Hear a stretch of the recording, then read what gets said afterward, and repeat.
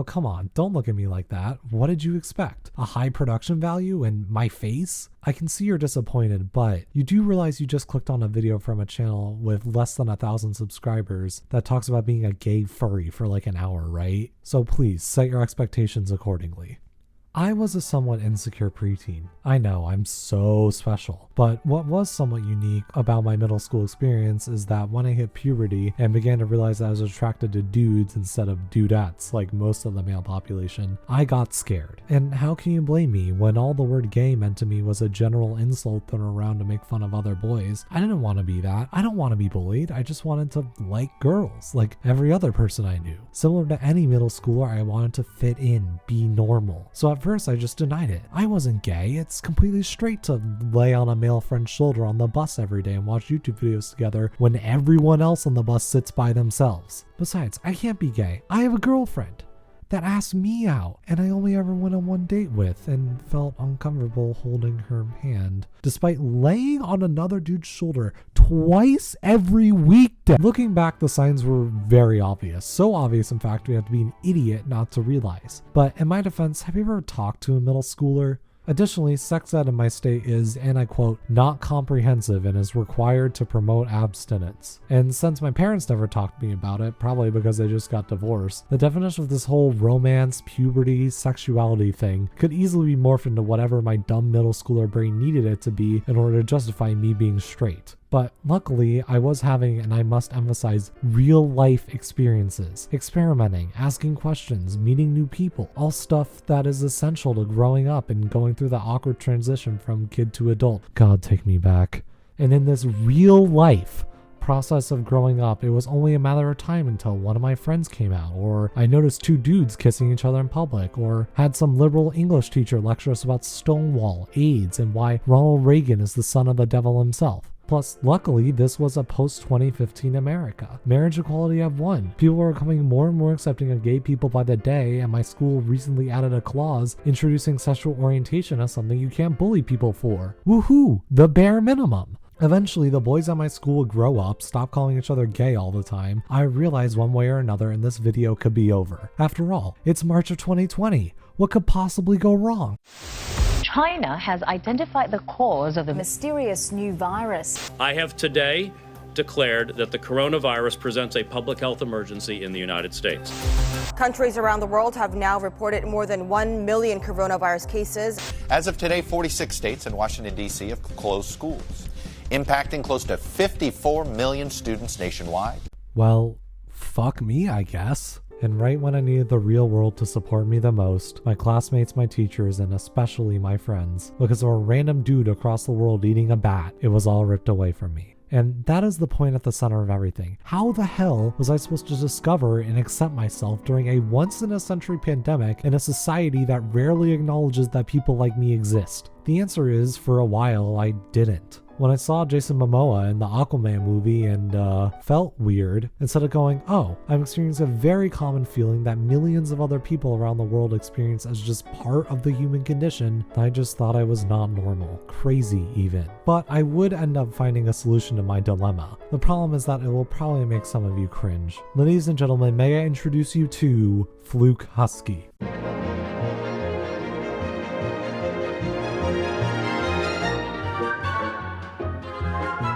Fluke Husky at its core is a very basic YouTube channel. The titular Husky does all the things that the average YouTuber in like 2019 did. He does vlogs, challenges, Q&As, meme reviews, and plays video games. There is nothing to distinguish Fluke Husky from the hundreds of other channels just like his. Except for, of course, his charming personality, and, well, the fact that he's a furry and wears a $3,000 anthropomorphic animal costume in almost every single one of his videos. And even saying the word furry probably gave a good portion of my audience an aneurysm, because furries have a lot of stigma. Which I find funny because it is abundantly clear, at least to me, that society as a whole has no clue what a furry even is.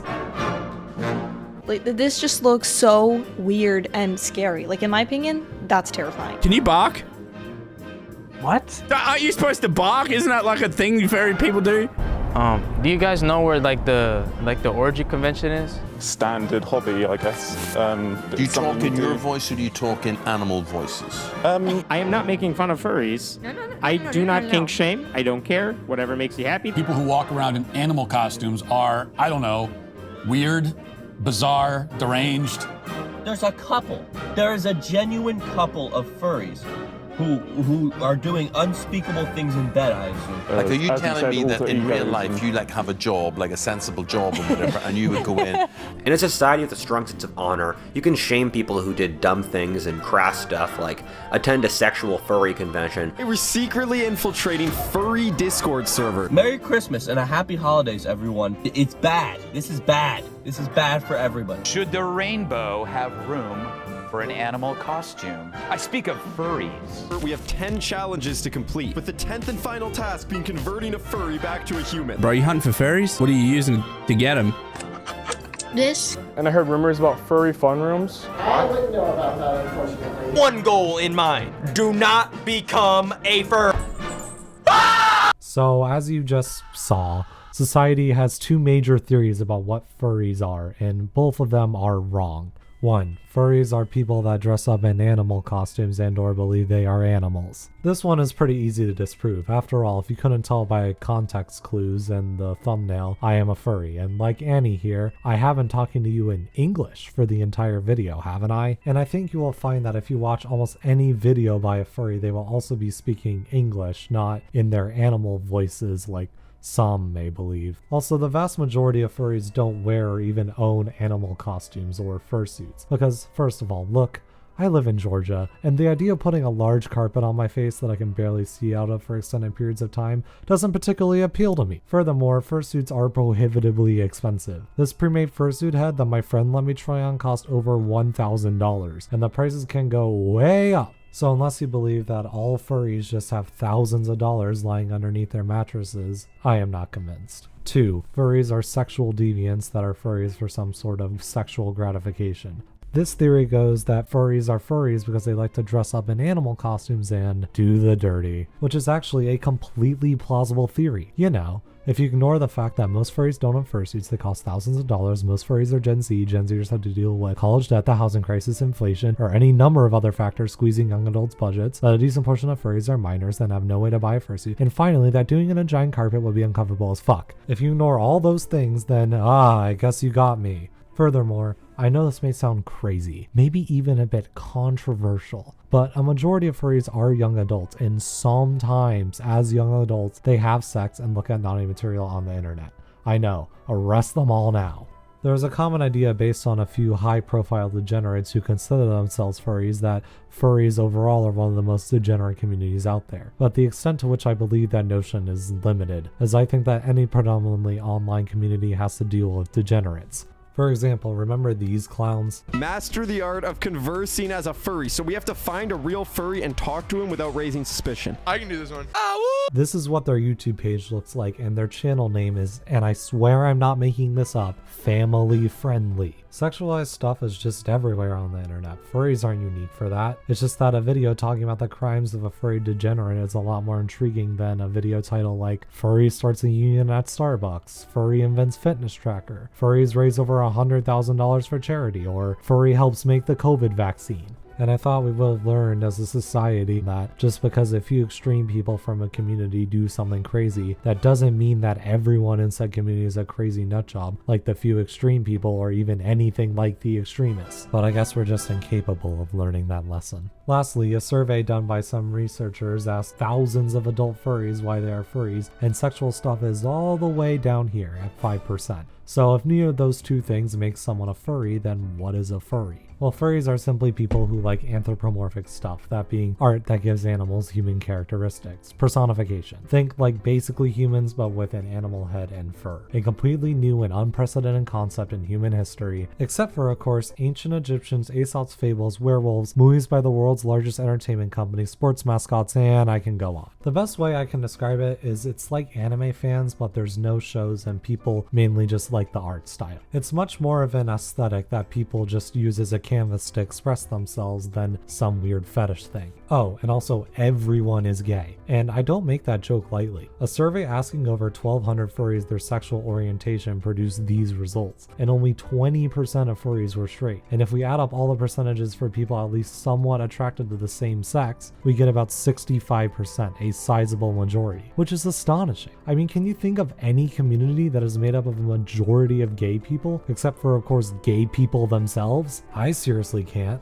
To really put this number into perspective, this is how the normal population is distributed on a homosexuality scale, and this is how the furry population is distributed on the same scale. This kind of adds a new dimension to furry stigma, as not only do a lot of furries, especially those under 18, have to deal with the wild rumors about what furries even are, but also the stigma of being gay. In fact, 61.7% of furries between the ages of 11 and 18 report being bullied, and a lot of this bullying comes from online cringe culture. For my dad watching this video, cringe is online slang for feeling a secondhand embarrassment. Think this clip of a vegan trying to get their dog to eat a salad. Okay, so this is Bonnie. She is my little vegetarian, okay?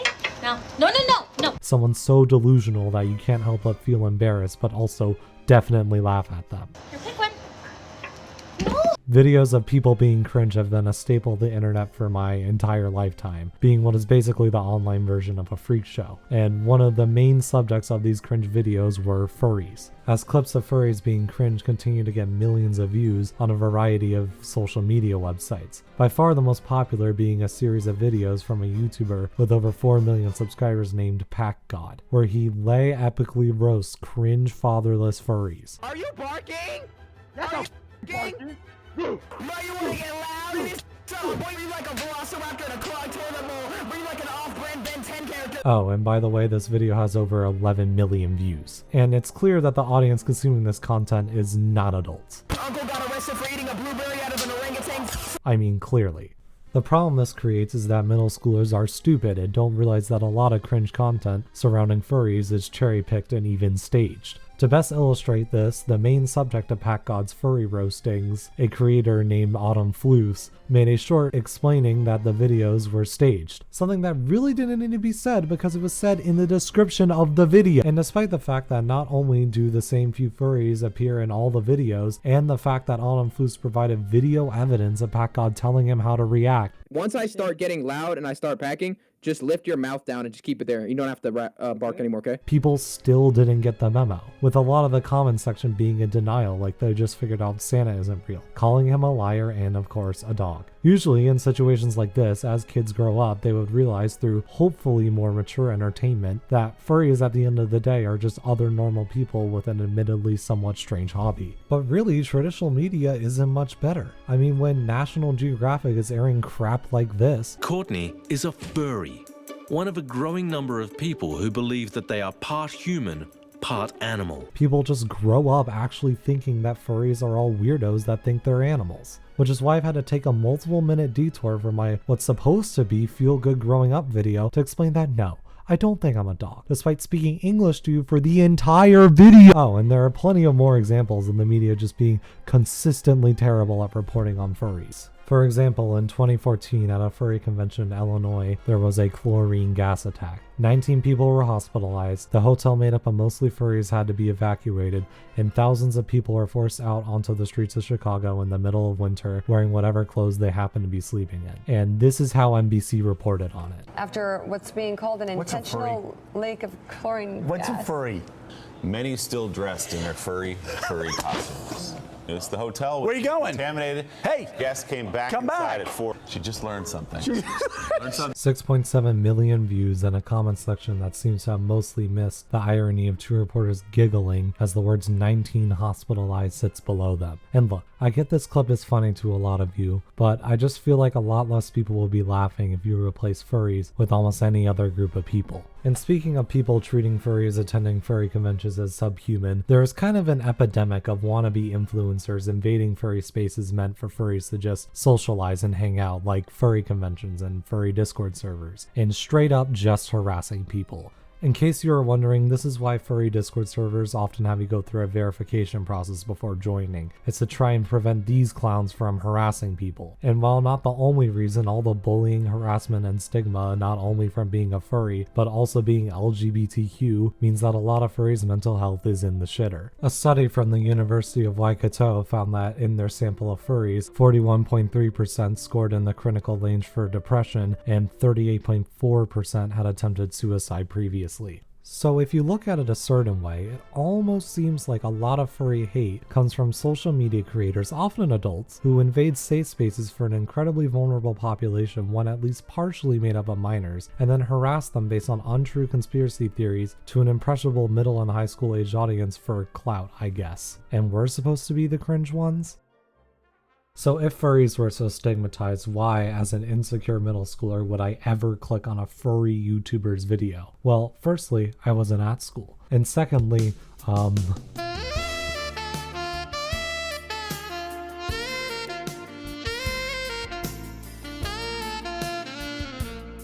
you know, this really doesn't help my furries aren't sex-obsessed freaks point. But in my defense, look man, it was months of the pandemic, I was lonely, and most of all, I just missed my bus buddy's shoulder. I'm gay, I see man titties, and I click. What are you gonna do, sue me?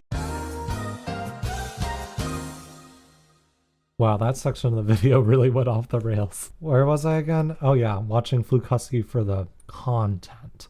Unironically, I really did enjoy the content though. I surprisingly wasn't really put off by the whole furry thing. I mean, I've always been kind of interested in furry media. Like, as a kid, I read way too many Warrior Cat books. It was kind of a problem, honestly. I also may or may not have had a bit of an obsession with foxes and the color orange for as long as I can remember, and I loved all the furry films like Robin Hood, Zootopia, Balto, Kung Fu Panda, and especially Fantastic Mr. Fox. God, that movie is a masterpiece. I'm not biased though. So honestly, I wasn't really fazed by the whole animal costume thing. I actually thought it was quite cute and even kinda cool. I mean, I liked it when he reviewed the cute meme with the anthropomorphic dog not wanting to give the ball back. I didn't mind when he talked about the furry comics he liked, and I thought it was cool when his orange fox friend carved a dog tail into the pumpkin. I mean, the whole furry thing is definitely a unique and intriguing aesthetic for a YouTube channel, especially considering the content I watched before was almost exclusively Minecraft and Roblox gaming videos. But I mean, besides that, like I said before, he's just a pretty normal YouTuber, answering questions, doing a house tour, looking at memes. For Christ's sake, he even played Minecraft to mixed results.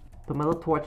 Oh my god. But what really attracted me to his channel was, as cliche as it sounds, his personality. I mean, you have to be a certain type of person to post yourself running around in an animal costume for thousands of people. Additionally, almost all the YouTubers I watched before Fluke were either really big and made a living from playing video games or were trying to be that. So they often played out their personalities for the camera in a way that was becoming quite obvious to me and I was starting to find annoying. I mean, come on Tommy in it. Is Grian cursing really that funny? The answer is yes, but that's besides the point. The point is that Fluke at the time had less than 100,000 subscribers. To him, I'm pretty sure this was just a fun side project that happened to help make him a bit of extra money as he finished up his degree. I mean, his setup literally consisted of what looks like a discarded office monitor on top of a fucking cardboard box. These two factors, the furry thing and the authentic nature of his channel, allowed Fluke Husky to be unabashedly himself in a way that no other YouTuber I had seen before even could, and in a way that I found endearing and refreshingly real. Also, a lot of his videos were just really fun, especially the ones he did with this other orange furry dude who shut up a lot. I mean, I do like foxes, and his character is like half fox, I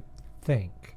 I mean, man, he sure is in a lot of Fluke's videos. They must be really good friends. Oh, cool. They live together. Good for them. They must be like best friends. And they give each other gifts and hug each other. And one could say have a lot of chemistry together. Wait, something's up, but I can't quite put my finger on it. Hello everyone, my name is Fluke the Husky, and this is my boyfriend, Tyrox. Say hi, Tyrox. Yeah. He is a tiger mixed with a fox. Oh, he's a tiger and a fox. Tyrox. It all makes sense now. Wait, did he say that they were dating? And that was the moment that my life changed forever. Because my main problem with being gay as an insecure middle schooler was ironically not the stigma. That's present me's problem. My main problem at the time was that I didn't even know gay people really existed. Like, I knew the word gay, and vaguely that there are some minor subset of dudes who might live with each other or something because they like each other more than just best friends. But to me, being gay was mainly just an ambiguous general insult thrown around during recess, not something that people actually are. Which was stupid, but to be fair, kids are kind of stupid. And how can you blame me when every ad, movie, TV show, person, story, and article is almost entirely heteronormative? How the hell was I supposed to know that marrying a dude was like an option on the table? Which is why when I walked down the men's underwear aisle at Target for the first time and was overwhelmed, I didn't feel scared of the stigma of being a boy kisser or whatever, I just felt crazy. The best way I can describe it is it's like a world where you only ever see red Doritos. God, this is a stupid metaphor. Like, you know that blue ones exist and that you like them, but if you never saw them and everybody was eating red ones, wouldn't you feel crazy for wanting blue Doritos too? For craving a food that in your mind doesn't even exist? For a more highbrow example, there is this excellent TED Talk by a Nigerian writer, the TED Talk is about how we are often told a single story about how the world works, and that story leads to a very simple view of the infinitely complex people and places around us, often to an unreasonable extent, like this example. The professor told me that my characters were too much like him, an educated and middle-class man. My characters drove cars. They were not starving. Therefore, they were not authentically African. Because obviously the entirety of Africa's 1.5 billion people are all starving in poverty because there's absolutely zero prosperity there. The example that stuck with me the most though was when she described her first writings as a child and how I wrote exactly the kinds of stories I was reading. All my characters were white and blue-eyed. They played in the snow. They ate apples.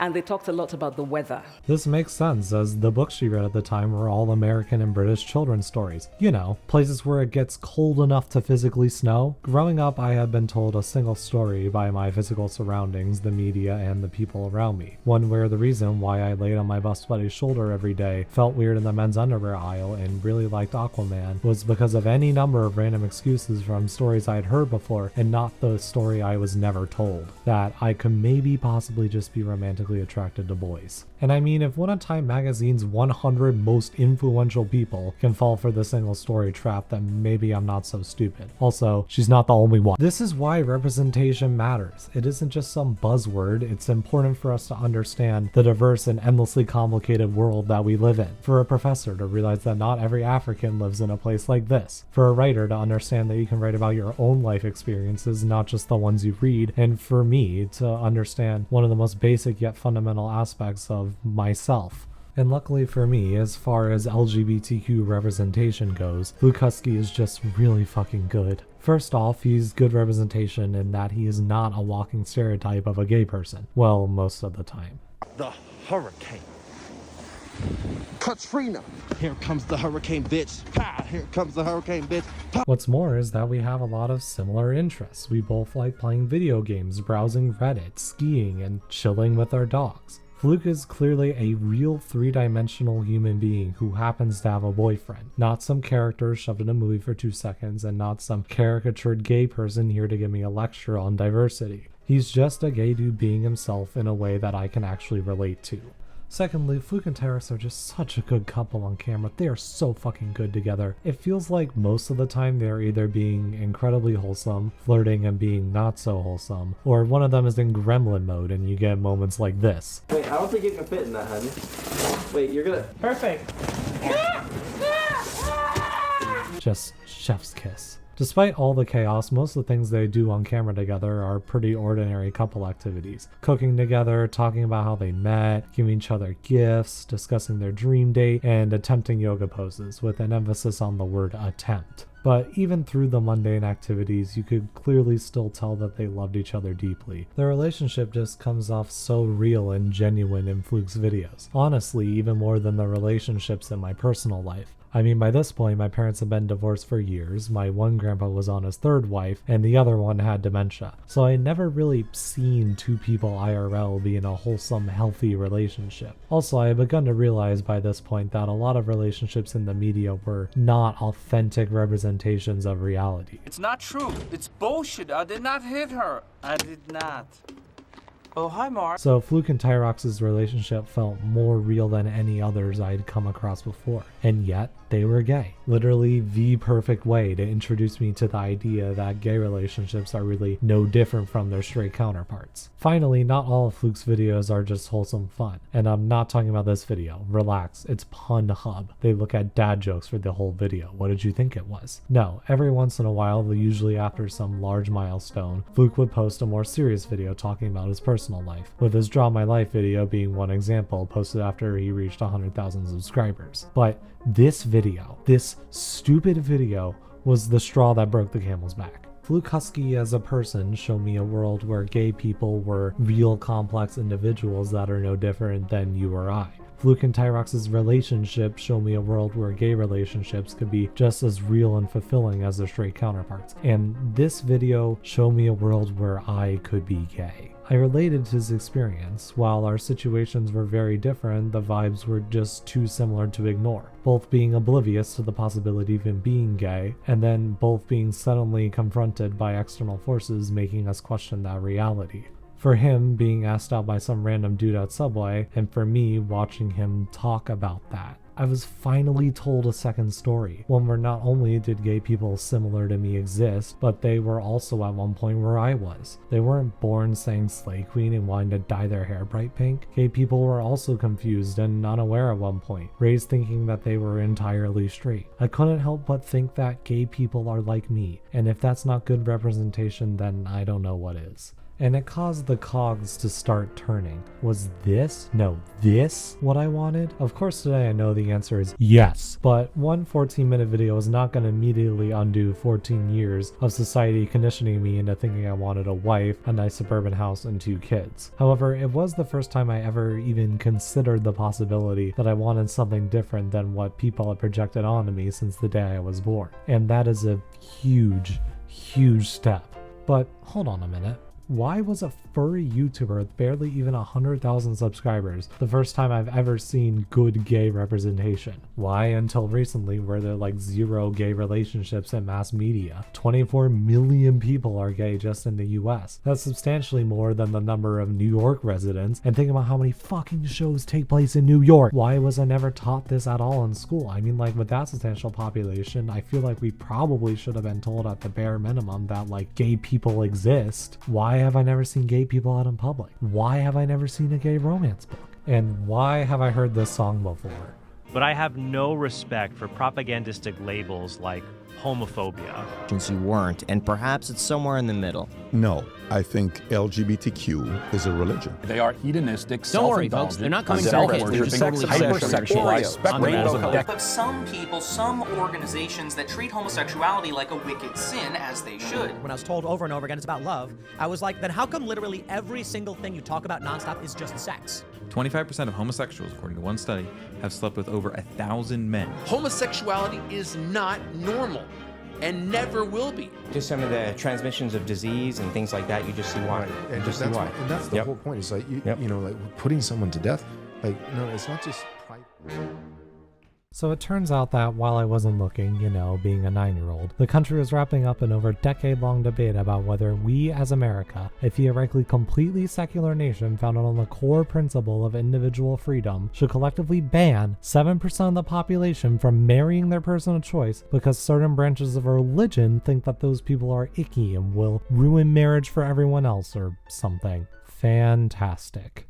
I don't really think I need to do some deep dive into homophobia and its conservative but mainly religious roots. We all know it exists. Those clips I just show you prove that. And if you're one of those people that thinks that gays have gained too much ground societally and we need to get rid of all the pride parades and cis hetero people are the real oppressed ones, then all I have to say is maybe we can have this discussion when and only when, I don't know, the number of people in this country who think that gay relationships are morally wrong drops below the number of actually gay people. Or, you know, less than almost a third of the whole fucking country. That would be nice. Oh, you think that's unfair? Fine. I'm a man that appreciates a little trade offer. I can compromise. How about when the number of people in this country who think that I should be potentially put in jail for dating a dude drops below the number of people who just want to date members of the same sex? Then maybe The gays have gone too far by peacefully marching in the street for a month, putting up colorful flags, and calling people homophobic on Twitter for, being homophobic.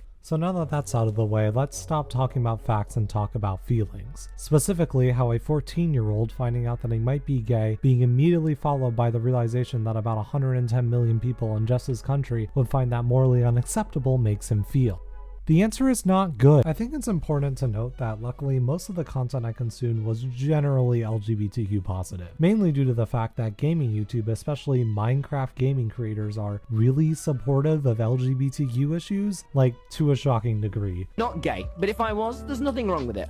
You know what, maybe I'll see gay as a compliment, idiot. Also, most of the political content I consume was naturally from the side that enthusiastically supports my right to have a relationship, and not, the alternative. And also, a lot of that content was just much more impactful and infinitely more thought-provoking than Ben Shapiro reacts to insane woke TikToks volume 15. But I still consumed a lot of this trash, partially because I actually like politics. I mean, I got a 5 out of 5 in AP Gov despite being in 10th grade, and I got this plate from my US history teacher for being good at US history. I like politics and history and stuff. I find it interesting and above all, important. Although spending the month of June writing thousands of words about how half the political aisle hates you during the 2024 election cycle is slowly killing this interest. But a part of being well versed in politics is consuming content from the other side, even if you disagree with them on a very fundamental level. And as a gay person, God, the politics on the right are just terrible for me. All of it's so contradictory. They say that gay people are indoctrinating our kids to be something the scientific community overwhelmingly agrees you can't choose, and then they baptize their children before they're even able to speak. They say that gay marriage will negatively affect marriages as a whole while arguing to ban marriage for 7% of the population. They say Disney just putting gay characters in their family films is too inappropriate for kids, yet in one of Disney's most beloved family films, the main character is half naked for basically the whole runtime. They use one TikTok of an insane person and base their whole argument on all queer people agreeing with the one insane person, yet when the Colorado Republican Party sends out an email to all of their members asking them to burn pride flags, that's just one crazy person. Come on, we're not all like that. They say that what we need to do is stop celebrating Pride Month and start celebrating veterans. Our veterans get one day, and the LGBTQLM never-ending alphabet community gets an entire month, while doing nothing to promote the already existent Veterans Month to their millions of viewers. They say that we need to ban 99% harmless LGBTQ books from schools for being too sexual while encouraging their kids to read the Bible, which, newsflash, has a lot of sex in it. It's all just so unfair. It's not a two-way street. Imagine if a gay person argued that straight couples that don't have children need to be banned from marriage because it would degrade gay marriage and straight marriages are a lifestyle choice all about sex anyway. That would be ridiculous, yet that's what these people argue. I think of marriage is a certain thing, which is the context for procreation, for the building of the nuclear family. Like, Matt, buddy, you do realize that you're arguing that marriages between newly wedded old straight people can't exist too, right? Look, I feel like I'm supposed to consider both sides and not just dismiss one for always being wrong, but it's so hard when one side broadly supports your right to a happy marriage and the other seemingly wants you to be celibate your whole life. But at least the people with these opinions are fringe internet idiots and aren't in like high positions of power or something like that. Government totally wants to provide surveillance, so you'll probably get a little zap inside your body and that's saying, no, don't eat a real cheeseburger, you need to eat the fake burger, the fake meat from Bill Gates. Because that would be really bad. Like, imagine if these people, I don't know, made the laws you had to follow. Oh wait, fuck, I'm on Georgia resident, I was born in the South. And that brings me to another reason why I watched all this content. I thought there was more to it. Maybe if I searched enough, I would find an understandable reason for why these people hate me so much. There has to be a good reason. I mean, these people make the laws I follow and have power. We wouldn't just elect people based on tribalism, bigotry, and made-up culture war issues, right? Maybe there's just some simple misunderstanding. Maybe they're just falling for the single story trap, and a basic discussion would allow these people to come around and we could all live in harmony because people and the world at large are still fundamentally good, right? But all I found was that this debate was rotten to its core. When the Georgia legislature in 2024 introduces a bill that would amend the hate crime code to not report hate crimes based on gender and sexual orientation, especially in a time when LGBTQ hate crimes are on the rise, there is no excuse. Why would you do this besides just hatred? Over 12% of people in the state of Georgia live in poverty, and this, as well as designating the official state soapbox derby competition, is what we're putting our legislative energy towards? That's not even to mention the other 99% of this bill is just making trans people's lives as hard as possible for no reason. Man, I haven't even mentioned trans people until just now, and you'll have it way worse. At least most Republicans don't argue that gay people don't deserve rights because they can't exist in the first place. Why do people hate so much? Why do I need to be criminalized for something that is harmless? And why do I need to debate that fact with people? I'm tired of debating. I just want to get married and live my life in peace. Which is why there was no better place that Fluke Husky could have lived than San Francisco, California. I mean, oh my god, the stunning nature, the unique architecture, the sprawling parks, the public transportation, the cultural amenities, the great economy. God, so perfect. Take me there now. But most importantly, the gay culture. San Francisco is the gayest city in the US, and it's not even close. It was the first city to have a gay rights march, the first city to elect an openly gay public official, one of the first places to have gay marriage. For Christ's sake, how am I supposed to be discriminated against for being gay in a city where one of the main landmarks is just a gay pride flag larger than most mid-sized apartment buildings? The city is just a great place, if not the place for gay people in the US to be. And furthermore, San Francisco is in California, like the progressive open-minded state. I highly doubt that California would ever pass legislation discriminating against LGBTQ people at this point, unlike certain other states. Ahem. Another side effect of California's liberal politics is that conservatives hate California to a sometimes ridiculous extent. Bubonic plague likely already present in Los Angeles. Why is this happening? California has a Democratic supermajority. You'd think they could get on one track to solve these problems. So in between watching videos about why I should never be allowed to get married or why not teaching kids about gay people in school is good actually, I learned that California, the richest and arguably most beautiful state in the US, is actually the worst state because it's just too woke. We should take a special look at California because this is the woke utopia going down the toilet. Yeah, oh my god, how terrible. I can't believe that Gavin Newsom, governor of California, would be such a snowflake as to condemn violence around LGBTQ issues in school. We're better than this. Where's our humanity? Where's our decency? When will the wokeness end? I mean, come on, California is the worst state. The worst one. Like, worse than West Virginia or Mississippi? If anything, it's the best state. The mild weather, the never-ending beaches, the film industry, the national parks, the corporate innovation, the accepting culture, the natural disasters, the cost of living, the homelessness and poverty. Wait, how those last three get in there? Okay, fine. California isn't perfect, but it's the best I've got.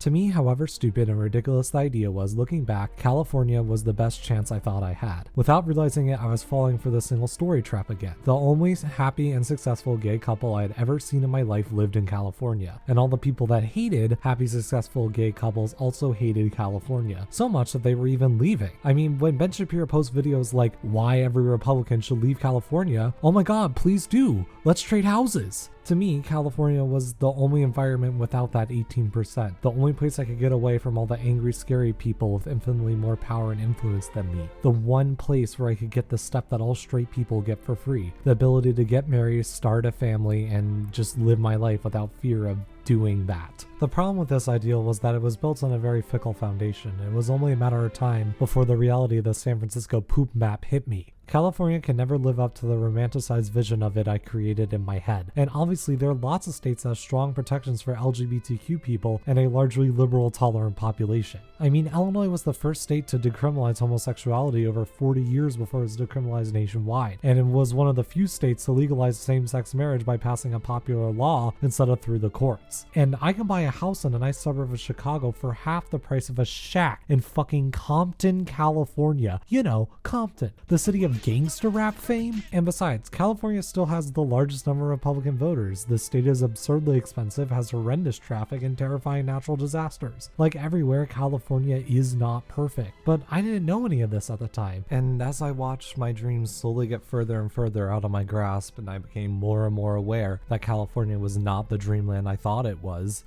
eventually I gave up. And I'm not just talking about my gay California dream. I gave up on everything. By this point, it was well over a year into the pandemic, and online school was a joke to me. So for a while, I filled the time with hobbies. I built roller coasters and Roblox, worked on my model train table, and made Minecraft TikToks. And despite having a lot of fun, after a year of rotting in my bedroom, I suddenly lost all motivation. Looking back, the reason for this was obvious. I was struggling so much with my identity and isolation from the pandemic that it consumed me. So I just sat in my room and did nothing all day except watch YouTube, and not least of which, watch right-wing nonsense on YouTube. It goes without saying that an isolated 14-year-old struggling to accept their gay identity probably shouldn't be watching Ben Shapiro. In fact, that's probably the fastest way to make you hate yourself. But that's exactly the point. I think the final and most consequential reason why I watched all this crap was that I just wanted to not be gay again. I remember specifically thinking that I couldn't be gay because there are too many gay people nowadays for me to be gay too. That I was just influenced to be gay by social media and Fluke Husky, and that it was just me trying to be trendy or unique, which, while completely ridiculous, was an exact conservative talking point used to delegitimize gay people like me. A lot of these people that are becoming lesbians and gays were born lesbian and gay. I wonder how much of it is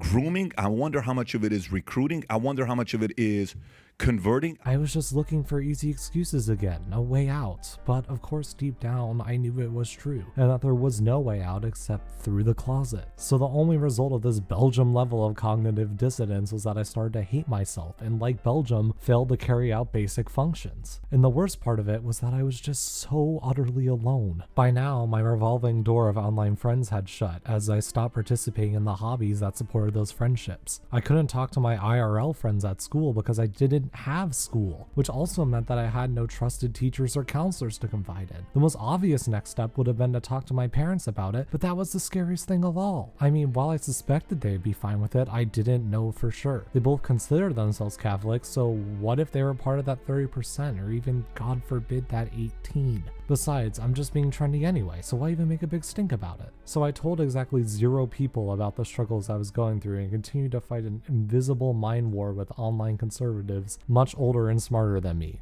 And they were winning, all because I just wouldn't accept that I was gay. This is why we have Pride, by the way. I'm writing this in June of 2024, which is Pride Month, and I've seen a lot of straight and even some gay people asking the question, if being gay is not a choice and something that is generally societally accepted, why do we need a month to be proud of being gay anymore? The answer is that while being romantically attracted to people of the same sex or gender isn't a choice, being outwardly gay is a choice, and a hard one, because of all the hurdles you still have to overcome. It's hard to accept that hundreds of millions of people will dislike you for absolutely no good reason. It's hard to make the calculation of whether it's safe to come out to someone over and over and over again. It's hard to accept that people will place an unavoidable list of stereotypes on you the second you come out. It's hard to accept that you yourself are now a political issue. It's hard to accept that you will probably be completely legally discriminated against. Like, did you know that in 18 states it's still perfectly lawful to deny people housing just because they're gay? And it's hard to accept the dating situation. Like, I see straight people complaining about how their dating situation is fucked and no one can find a partner on like Tinder or whatever. But I, as a MLM gay man, have 90% less people to date, and our most popular dating app is Grindr. Do you think that Grindr is a good platform for building long-term stable relationships? Of course not. It's fucking Grindr.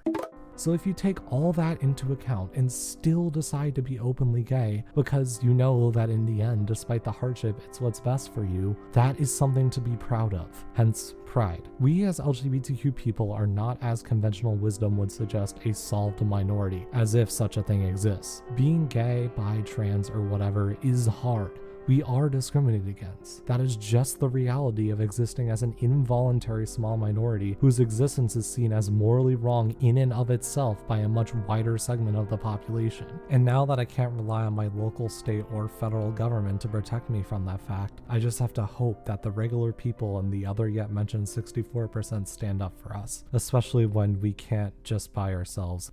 But that begs the question, if being gay is so hard, why would a gay person ever become a furry? Like, why add all that negative stigma to a life often defined by unwarranted stigma? Much less, why would most furries be gay? It just makes no sense. But most of all, the question I've been trying to answer for this whole video, why am I a furry? There's something I've been strategically hiding throughout the course of this video, and I'm not just talking about my face. It's the fact that I think Fluke Husky might just be one of the most inspiring people on YouTube. Firstly, he is an incredibly talented artist in multiple wildly different disciplines. Obviously, Fluke is good at making YouTube videos, which I humbly consider art, especially considering the skill you need to have a successful YouTube channel revolving around something as fickle as your personality. Making yourself constantly likable on camera is an art form. Coming up with good video ideas and then executing them is an art form, and God knows editing is an art form. But besides that, did you know that Fluke Husky is additionally an incredible dancer?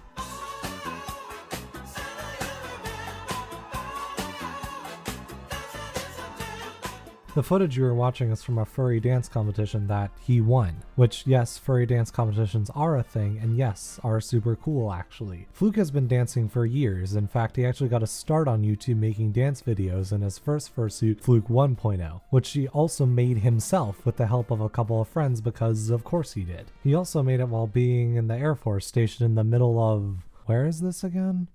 Oh yeah, nowhere. He is also a really talented singer and songwriter.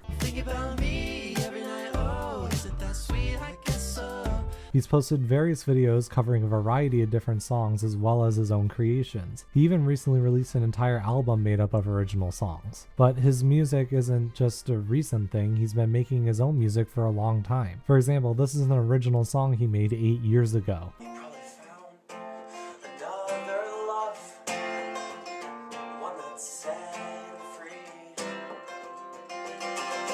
Oh yeah, he can also play the guitar, because once again, of course he can. But probably Fluke's least well-known artistic talent is that he is an incredible 2D artist. And while some of his art is pretty silly and fun, a lot of it is also really impactful and meaningful to me. Probably my favorite piece from him is entitled When Will I See You Again, which depicts two best friends saying goodbye as one is being deployed in the military. Just joking. They're not just best friends, they're gay. All of Fluke's art is gay. This art is made by a gay person, oftentimes commissioned by gay people to represent themselves in anthropomorphic form through their gay personas. Whether it be about heartbreak, the infinity of the universe, or just love, all these characters are not just best friends, not just roommates, they are gay. These two characters are dating and in love. For once, I'm not projecting, it says so verbatim in the description. These characters are undeniably gay, like me. And Fluke is far, far from the only furry artist like this. Whether it be browsing Reddit, scrolling on Twitter, or watching furry YouTube videos, art like Fluke's, that being art that gives a voice and speaks to being gay, would just pop up.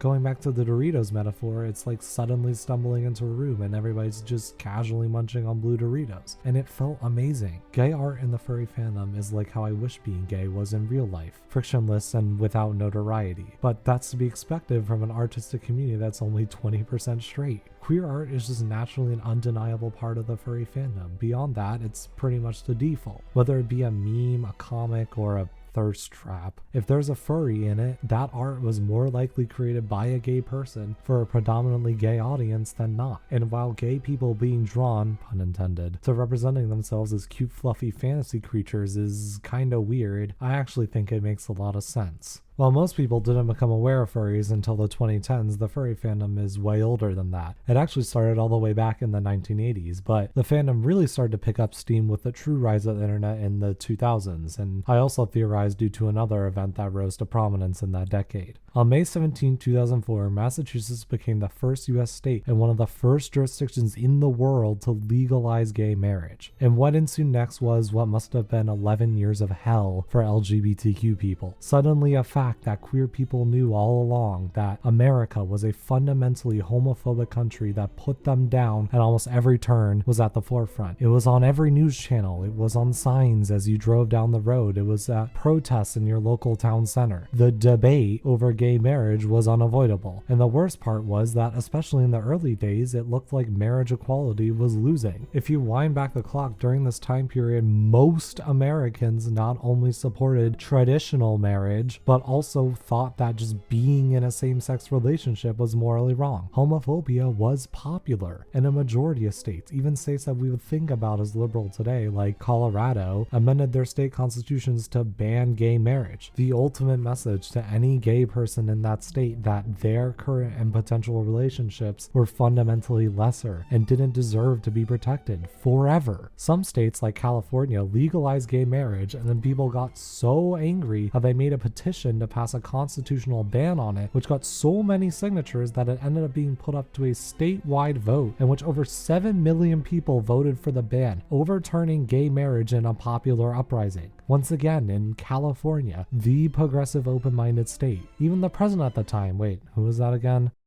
Oh God. Called on Congress to pass a federal constitutional amendment that would ban gay marriage nationwide, meaning that even the Supreme Court couldn't do anything about it. Today I want to explain why I support the Marriage Protection Amendment and why I'm urging Congress to pass it and send it to the states for ratification.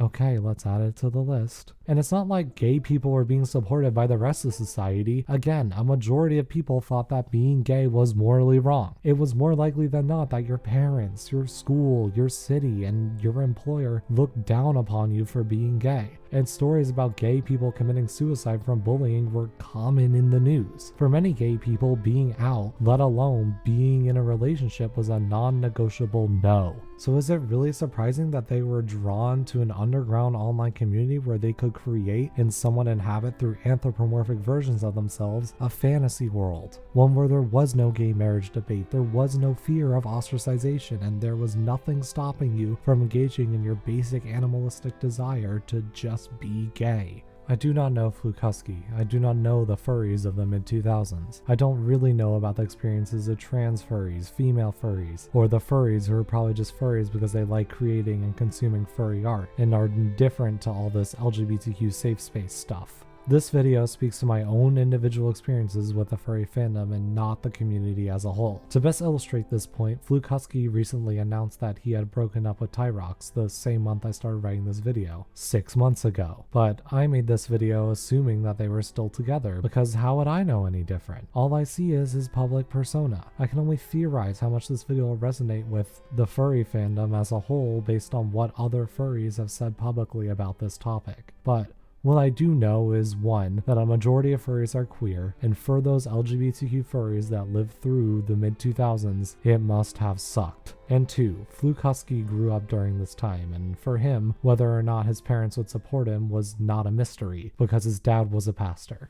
I cannot even begin to fathom being in that situation, knowing that if you were to come out, it would change your relationship with your parents irrevocably for the worse, having to make the impossible decision between taking charge and living your true life or hiding it and appeasing the people you love and respect most. Hiding it is the easier choice, by the way. I, of all people, would know. I'm not very open about the fact that I'm gay. I'm not ashamed about it. I don't think that people will hate me more for it. It's just that it's a lot easier. I can always evade people when they ask who's your celebrity crush, or which girl are you gonna ask out to prom, or that one overly curious aunt that won't stop asking about who you're dating. Thanks for that one, Aunt Nicole. It's a lot easier to not let people know. Just press the snooze button another time. After all, it is just a button. Furthermore, once you wake up and come out, you can't go back, ever. You smash the alarm clock. There's no more little lies or easy evasion once people know they know. So I could understand Fluke making the easy, unscary, but above all non-permanent decision that so many queer people make, to just hide. But years later, it is clear what choice he made. Fluke Husky is a veteran, a dog dad, an incredible artist, and above all, publicly his queer self, broadcasting his personality, humor, and gayness unwittingly to hundreds of thousands of people. And once again, he is far, far from the only one. As conditions slowly got better for gay people over time, that underground online community nurtured in the 2000s became the opposite of that. Today, there are thousands of furries doing every imaginable hobby and art form, from skiing down mountains to playing the violin to being autistic. Furries have their own wildly popular style, conventions, and even physical businesses. So many of those queer furries that grew up in the 2000s are now out, living their best life, from practically every city in dozens of different countries, going to every every cool place and even falling in love and getting married to each other. And above all, despite the hardship, despite the stigma, despite the potential negative consequences, there is no hiding. All of it is out in the open for everyone to see, whether they like it or not. If queer furries who went through so much more than I could ever fathom still choose to go out and live life to its fullest, then why can't I too? No, really, why not?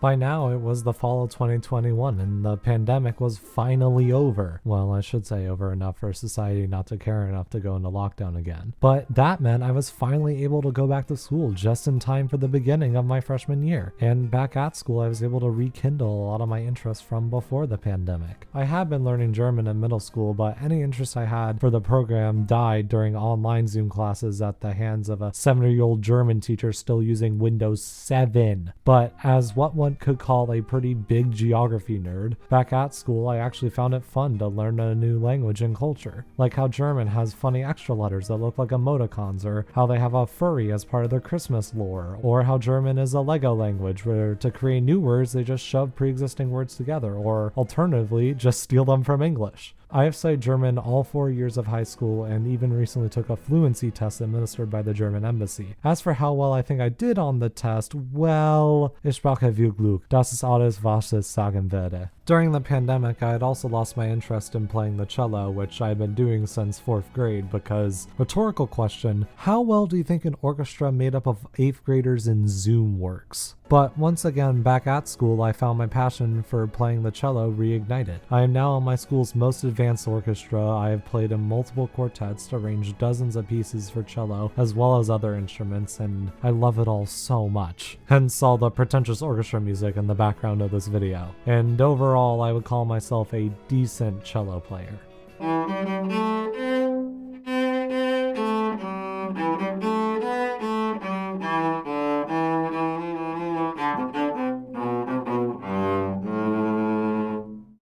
If you know, you know. Another school-related activity I found an unexpected interest in was volunteering through NHS, which I'm gonna be honest, I initially just joined for the college apps. I'm sorry, I'm a gifted kid, I know we suck. But I slowly discovered that there's no better feeling than waking up at 6 a.m. on a Saturday, driving to a cool part of the city you wouldn't have ever gone to otherwise, actually helping people and making a tangible impact on your local community while chilling with your friends, then getting home only to realize that it's 11 a.m. and you still have the whole day ahead of you. Speaking of said city, Atlanta, I really used to hate the place. I saw it as little more than a soulless suburban wasteland, which is still a pretty accurate description, but through activities like volunteering, I also found the good parts of Atlanta. The giant trees literally everywhere, including outside of my own window. The way the city seamlessly mixes old southern architecture with modern giants. The amazingly landscaped and beautiful parks. The surprisingly useful public transportation. The criminally underrated museums and attractions, and the constant economic and cultural growth. Furthermore, Atlanta is also a great place for LGBTQ people. Sure, we might not have a gay pride flag larger than a small bus, but we do have some cute gay crosswalks, a random strip mall of like more gay bars than the entire rest of the Deep South, and a city government committed to its LGBTQ community. Who knew that the whole time I was gay California dreaming there was an amazing place for me just a few miles away? Plus, living in what is one of the 100 largest agglomerations of concrete on Earth means that I have access to big city amenities and events, including Furry Weekend Atlanta, the 3rd largest furry convention on Earth. So of course I had to go, and it was one of the most cathartic experiences of my life, obviously.